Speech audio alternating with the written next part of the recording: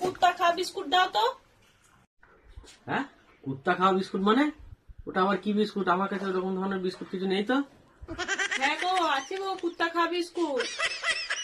আরে আমার কাছে কুত্তা খাওয়া বিস্কুট বলে কিছু বিস্কুট নেই।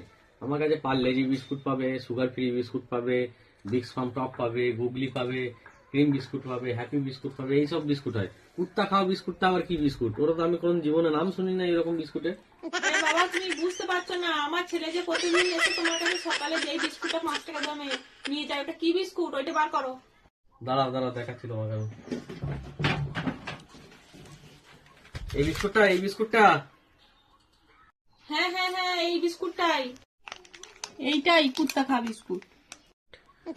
আরে ভগবান, এটাকে তো মেরি বিস্কুট বলে গো, মেরি বিস্কুট। এটাকে আবার কুত্তা খাওয়া বিস্কুট কবে থেকে বলছে? এই বিস্কুট গুলো ছোটবেলায় খেতাম, যখন এগুলো খেতাম সবাই বলতো যে